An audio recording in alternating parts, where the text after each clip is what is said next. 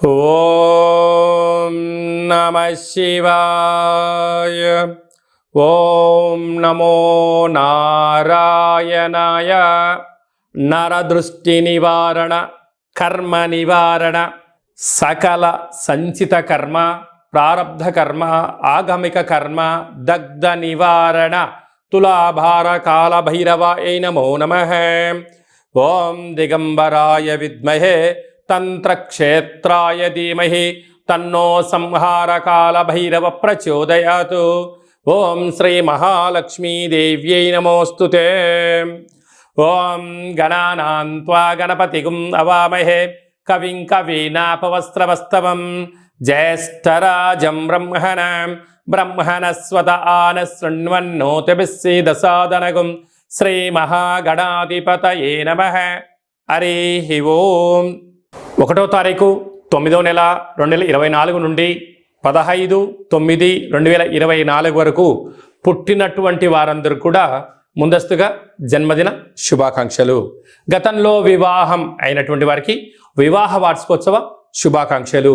1/9 నుండి 15/9 వరకు ద్వాదశ రాశుల్లో గ్రహ గమనాల్ని ఒకసారి వీక్షింపచేద్దాం. వృషభ రాశిలో దేవగురు బృహస్పతి శత్రుస్థానంలో సంచార స్థితి. మిథున రాశిలో కుజ భగవానుడు, కర్కాటక రాశిలో బుధ భగవానుడు, సింహరాశిలో ఏడాది తర్వాత రవి భగవానుడు, కన్యరాశిలో శుక్రుడు మరియు కేతు సంచార స్థితి, కుంభరాశిలో శని భగవానుడు వక్రగమన సంచార స్థితి, మీనరాశిలో రాహు భగవానుడు సంచార స్థితితో ద్వాదశ రాశుల్లో గ్రహ గమనాలు ఈ విధంగా ఉన్నాయి. అందరికీ ముందస్తుగా వినాయక చవితి పండగ శుభాకాంక్షలు. వినాయకుడు అనగానే అవిఘ్నములను తొలగించి ఐశ్వర్యాన్ని ప్రసాదించేటువంటి భగవంతుడు కనుక ఆది పూజ్య మహాగణాధిపతి. అంటే ఏ పూజను మనం ప్రారంభించాలనుకున్నా పసుపుతో చేసిన గణపతి స్వామికి మనం పూజ చేసుకుంటూ ఉంటాం. భాద్రపద మాస శుద్ధ చవితి వినాయక జయంతి సందర్భంగా గణపతి స్వామి యొక్క ఆశీస్సులు మనందరిపైన ఉండాలని కోరుకుంటూ, కైలాసనాథుడి యొక్క సుపుత్రుడి యొక్క ఆశీస్సులు మనందరిపైనను చూపిస్తూ, ఎవరికి ఎలాంటి కష్టాలు లేకుండా అందరికీ విద్య, విజ్ఞానము, ఉద్యోగము, వివాహము, సంతానము, రాజయోగము, రాజభాగ్యము, రాజభోగము, ఆనందయోగము, ఎవరికి ఏవేవి కావాలో అన్ని ప్రసాదించే శక్తి ఆ విఘ్నేశ్వర స్వామి వారికి ఉంది కనుక అందరిపైనను గణపతి స్వామికి ఆశీర్వాదాలను కోరుకుందాం. దయచేసి వినాయక చవితి రోజు సాయం సంధ్యాకాల సమయంలో ఎవరు దయచేసి ఆకాశంలో ఉండబడినటువంటి చంద్ర భగవానుణ్ణి ఎవరూ దర్శించవద్దు. కారణం ఏమిటనగా మన కృష్ణ పరమాత్ముడు పాలలో గ్లాసులో చంద్ర భగవానుడు యొక్క దర్శనమైనందుకు ఆ సంవత్సరాంతము అనేక రకాలుగా చెయ్యనటువంటి నిందలను పడి అనేక రకాలుగా ఇబ్బందులకు గురయ్యాడు అని చెప్పి మనకు అనేక రకాల పురాణాలు చెప్తూ ఉన్నాయి. కనుక దయచేసి మనం ఎవరము కూడా చూడకుండా ఉండే ప్రయత్నం చేయండి. పరిస్థితుల ప్రభావం చేతనో ఏదో పరిస్థితుల ప్రభావం చూసినట్లయితే దగ్గరగా ఉండబడినటువంటి గణేశ స్వామివారి యొక్క మండపం దగ్గరికి వెళ్ళి ఆ అక్షంతలు వేసుకొని స్వామివారికి మనసారా దండం పెట్టుకోగలిగినట్లయితే ఆ యొక్క చంద్ర దర్శన దోషం తొలగిపోతుందని చెప్పి గమనించగలగాలి. వీలైనంత వరకు కలుషితము కానటువంటి, అంటే రసాయనిక రంగులతో తయారు చేసినటువంటి వినాయకుడిని కాకుండా ఆర్గానిక్ సహజ సిద్ధమైన రంగులను ఏర్పాటు చేసినటువంటి గణపతి స్వామిని పూజించుకుందాం. భావి తరాలకి, అంటే రాబోయేటువంటి రోజులలో కలుషితము లేనటువంటి చెరువులను కాపాడుకుందాం.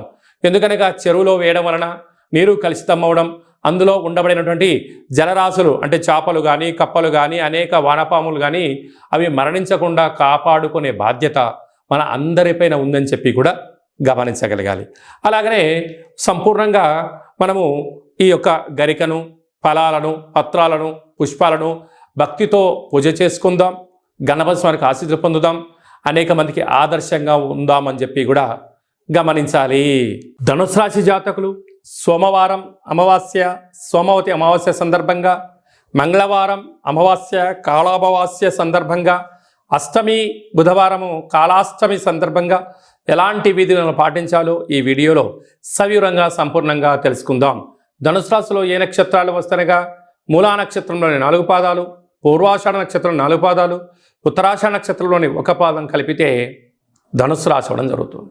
అలాగే చాలామందికి పుట్టినటువంటి కాల సమయంలో డేట్ ఆఫ్ బర్త్లు సక్రమంగా లేనటువంటి కారణం వలన పేరు యొక్క మొదటి అక్షరాన్ని అనుసరిస్తూ ఆ రాశిని తెలుసుకునే ప్రయత్నం చేద్దాం. ఏ, యో, బా, బి, బు, ధా, బా, డా, బే అక్షరాల వారందరూ కూడా ధనుసు రాశి జాతకులే. ధనుసు రాశి యొక్క పరిస్థితి కాలమానంగా మనం అనుకూలించినట్లయితే అర్ధాష్టమ రాహు చేత, సప్తమంలో కుజుడు చేత, అష్టమంలో బుధుడి చేత స్వల్పమైనటువంటి అంతర్గతమైనటువంటి బహిర్గతమైన మనోవేదనకు గురయ్యేటువంటి పరిస్థితి అధికంగా ఉంది. కనుక సోమవారం అమావాస్య, సోమవతి అమావాస్య, మంగళవారం అమావాస్య, కాళామావాస్య, బుధవారం అష్టమి, జ్యేష్ఠ నక్షత్ర సందర్భంగా ఇలాంటి కాల సందర్భంలో కూష్మాండ దీపాన్ని వెలిగించడం లేకపోతే నారికేల దీపాన్ని వెలిగింపచేయడం వలన సంపూర్ణ శత్రు సమస్య, రోగ సమస్య, అనారోగ్య సమస్య తొలగిపోతుందని ఆ దీపాన్ని వెలిగించి యథాశక్తిగా షోడశ ఉపచార నైవేద్యాలు పెట్టిన తర్వాత వీలైతే సాకలి వాళ్ళకు దానం చేయండి, లేకుంటే దానం చేయించండి. మీకు చాలా మంచి కాలము అని చెప్పి గమనించగలగాలి. అదే కాకుండా తృతీయంలో శని భగవానుడు 30 సంవత్సరం తర్వాత వక్రగమనంలో ప్రయాణము చేయడం వలన తల్లిదండ్రులతో, అన్నాదమ్ముళ్లతో, అక్కా చెల్లెలతో పార్ట్నర్షిప్ వ్యవహార కార్యక్రమాలు, పై ఉద్యోగస్తులు, సహ ఉద్యోగస్తులతో స్వల్పమైనటువంటి ధనపరమైనటువంటి ఉద్యోగపరమైనటువంటి భేదాభిప్రాయాలు వచ్చే పరిస్థితి అధికంగా ఉంటుంది. అర్ధాష్టమ రాహు ఎంత కష్టపడినా నిన్ను ఎదగనివ్వకుండా అనేక మంది మిమ్మల్ని ముప్పలు తిప్పలు పెట్టే పరిస్థితి ఉంటుంది. కానీ మీరు అధైర్యపడనక్కర్లేదు. 6వ స్థానంలో గురు సంచార స్థితి నిత్యము రుణ సమస్య, రోగ సమస్య, ఉద్యోగ సమస్య, అభ్రతతాభావంతో జీవనాన్ని పొందే పరిస్థితి చాలా అధికంగా ఉంటుంది. కనుక ఇలాంటి కాల సమయంలోనే దేవతారాధన, కాళభైరస్వామి యొక్క అష్టక పారాయణము, కాళభైర మంత్ర ఉపదేశం సాధన చేయడం వలన వీటన్ని తొలగిపోతాయని చెప్పి గమనించాలి. సాఫ్ట్వేర్ ఉద్యోగస్తులు, హార్డ్వేర్ ఉద్యోగస్తులు, సినిమా రంగాలు, యూట్యూబ్, వాట్సాప్, ఫేస్బుక్ క్రియేటివిటీ రంగాలు, నూతనమైనటువంటి కార్యక్రమాలు ప్రారంభించాలి అనుకునే వారు, విదేశాలలో ఉండబడిన వారు ఓపిక, సహనం, మీ జన్మ నక్షత్రం అలాగనే మీరు పుట్టినటువంటి రోజున కొన్ని విధి విధానంలో మౌనం, ధ్యానం, దానం వలన ప్రశాంతత, ఆరోగ్యం, విజయానికి తొలిమెట్టు అవుతారని చెప్పి గమనించాలి. 2/9/2024 మనకు సోమవారం అమావాస్య, శ్రావణమాస అమావాస్య, అందులో మఖా నక్షత్రంతో కూడుకున్న అమావాస్య రావడం వలన సోమవతి అమావాస్య అంటారు. ఆ అమావాస్య సోమవారం అంతా సంపూర్ణంగా ఉంటూ 3వ తారీఖు ఉదయం 9 గంటల వరకు కూడా ఉంది. కనుకనే మనకు మంగళవారం కూడా అమావాస్యగా పరిగణించగలగాలి. కనుక శ్రావణమాస అమావాస్య సందర్భంగా కాళ అమావాస్యగా మనము గమనించగలగాలి. వీలైనంత వరకు ఇంటిలో శుద్ధి పెట్టుకోవడం, మన జన్మ నక్షత్రం, మన జన్మతిథి, జన్మరోజు ఆ రోజు వచ్చినట్లయితే వీలైనంత వరకు నీటిలో ప్రయాణం చేయకపోవడం, వాయు ప్రయాణాలు చేయకపోవడం, విశేషమైన గొడవలకు దూరంగా ఉండడం, మౌనంగా ఉండే ప్రయత్నం చేయగలిగినట్లయితే మనకు దుష్టగ్రహాల యొక్క దోషం తగ్గుతుందని చెప్పి గమనించగలగాలి. వీలైతే కాలాన్ని శాసింపజేసే శక్తి కాళభైరవ స్వామి వారికి ఉంటుంది. కనుక మనమందరము కూడా కాళభైరవ స్వామి యొక్క స్మరణ, ధ్యానము, కూష్మాండ దీపము, కాళభైరవ స్వామికి సౌభాగ్య ముడుపు కట్టుకొని హోమ కార్యక్రమంలో పాల్గొన్నట్లయితే మనకు అమావాస్య ఛాయలు, సోమవతి అమావాస్య ఛాయలు దోషం తొలగిపోతుందని చెప్పి కూడా గమనించగలగాలి. వీలైతే మీరు ఇంట్లో చేసుకోండి. కుదరకపోతే ఈ కింది నెంబర్ సంప్రదించినట్లయితే మన యొక్క దేవాలయంలో అమావాస్యకు విశేషమైనటువంటి కాళభైరవ కాళ అమావాస్యకు సంబంధించినటువంటి హోమ కార్యక్రమాలు జరుగుతాయి. కనుక మీకు వాట్సాప్ కాల్ ద్వారా ప్రత్యక్ష ప్రసారాన్ని కూడా చూపించడం జరుగుతుందని చెప్పి గమనించగలగాలి.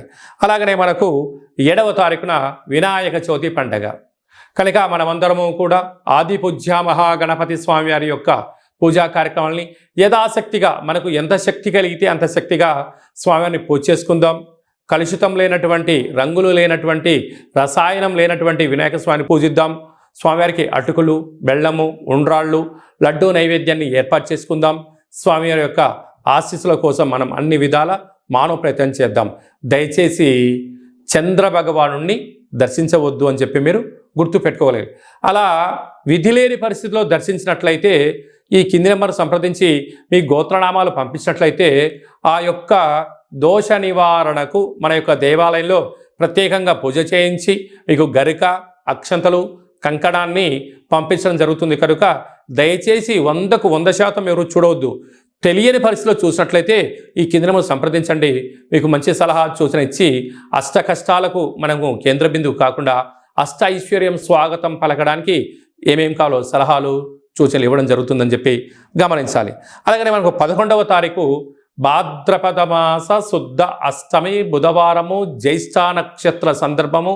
ఇది చాలా ఒక 18 సంవత్సరాలకు ఒకసారిగా వచ్చేటువంటి బుధవారము, జ్యేష్ఠ నక్షత్రము, అందులో అష్టమి తిథి రావడము.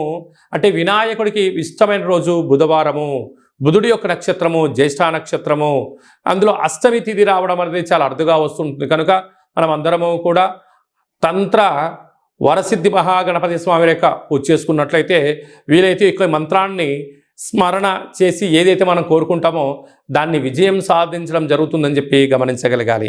మంత్రాన్ని చెప్తాను, ఒకసారి నోట్ చేసుకోండి. ఓం శ్రీం హ్రీం క్లీం గ్లౌం గం గణపతయే వరవరద సర్వ కార్యం.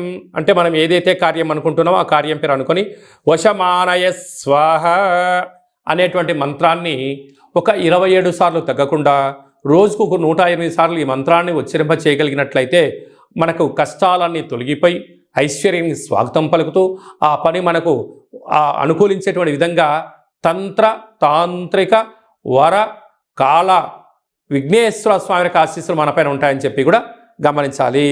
ఈ విధంగా మనం అందరము కాళభైరవ స్వామి యొక్క ఆశీస్సులు పొందుతాం, విఘ్నేశ్వర స్వామి యొక్క ఆశీస్సులు పొందే మానవ ప్రయత్నం చేద్దాం.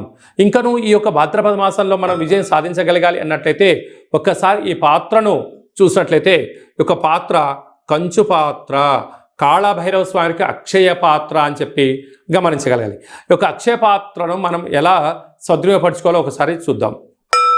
ఇలా ఒకసారి శబ్దం చేసినట్లయితే ఈ పాత్రలోంచి ఓంకార శబ్దం రావడం జరుగుతుంది.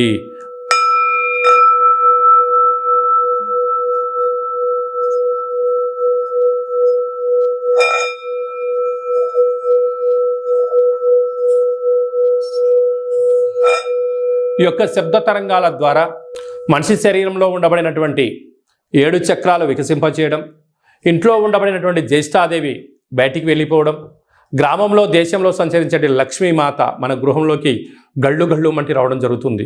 ఈ యొక్క అక్షయపాత్ర, కాళభైరవ స్వామి యొక్క పిరమిడు, డాలరు, కంకణము, కాళభైరవ హోమము, 27 రకాల వస్తువులతో దిష్టి తీయించి మీకు పంపించడం జరుగుతుంది. ఒక్కొక్క నెలలో ఒక్కొక్క కాళభైరవ స్వామి వారు ఉంటారు. ఆ కాళభైరవ స్వామికి ఆశీస్సుల కోసం ప్రతి నెల మీ యొక్క గోత్రనామంతో ఇక్కడ పూజ చేయడం జరుగుతుంటుంది.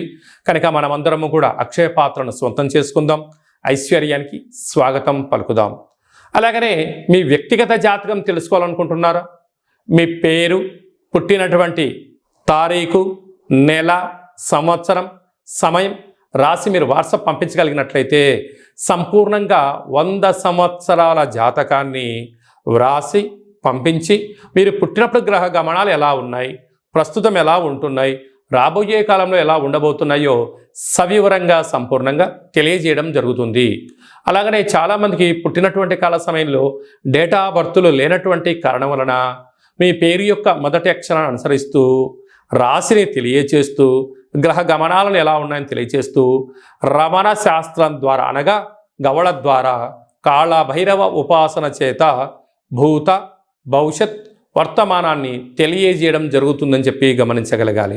కనుక ఆసక్తి గల వారందరం కూడా వ్యక్తిగత జాతకాన్ని తెలుసుకుందాం, జాతకంలో ఉండబడిన అడ్డంకులను తొలగించుకుందాం, ఐశ్వర్యానికి స్వాగతం పలిగేటువంటి అద్భుతమైన కాళభైరవ ఆశీస్సులు పొందుదాం. కనుక వ్యక్తిగత జాతకం తెలుసుకోవాలని అనుకుంటున్న వారందరూ కూడా ఈ కింది నెంబర్ని ఆన్లైన్ ద్వారా కానీ ఆఫ్లైన్ ద్వారా కానీ వాట్సాప్ ద్వారా కానీ సంప్రదించి అపాయింట్మెంట్ తీసుకొని సంప్రదించగలరు. మీ యొక్క జాతకాన్ని సవివరంగా సంపూర్ణంగా తెలియచేస్తూ మన యొక్క దేవాలయంలో కాళభైరవ హోమం జరిగినప్పుడు జాతకం చెప్పించుకుంటున్న ప్రతి అందరికీ కూడా ఒక వీడియో కాల్ ద్వారా కాళభైరవ స్వామికి చూపించి ఆశీస్సులు కోసం ప్రయత్నం చేయడం జరుగుతుందని చెప్పి కూడా గమనించగలగాలి. ఇంకనూ విశిష్టత ఏమిటనగా వినాయక చవితి అనగానే అనేక మండపాలలో అలంకరణ, మండపాలు ఏర్పాటు చేసే విధానము వైవిధ్యభరితంగా ఉండడం జరుగుతుంటుంది. అలాగా గణపతి లడ్డు అనేక మందికి రావాలి, అదృష్టం కావాలి అని అనుకుంటూ ఉంటారు చాలామంది కూడా. అలాంటి వారందరూ కూడా, గతంలో లడ్డు కొన్న వారందరూ కూడా మన యొక్క దేవాలయంలో మీ పేరు నమోదు చేసుకున్నట్లయితే మీ యొక్క అంటే మన గ్రామము, మన పేరు, మన మండపము, ఏ సంవత్సరం మనం లడ్డు కొన్నాము అనేటువంటిది మీరు వివరాలు పంపించగలిగినట్లయితే గణపతి లడ్డు అనేటువంటి ఒక సర్వే మహోత్సవ కార్యక్రమం చేస్తూ ఉన్నాం. ఈ సంవత్సరం ఎవరైతే లడ్డు కొన్నారో వారందరికీ ఒక వేదికను ఏర్పాటు చేయడం జరుగుతూ ఉంటుంది. అనేక దేశాలలో కూడా లడ్డు వేలంపాట జరుగుతూ ఉంటుంది. అలాంటి వాళ్ళందరినీ ఒక ప్లాట్ఫామ్కి తీసుకొచ్చి ఒక ముఖాముఖి హిందూ ఆధ్యాత్మిక సమ్మేళన కార్యక్రమాన్ని చేయడం జరుగుతుంది.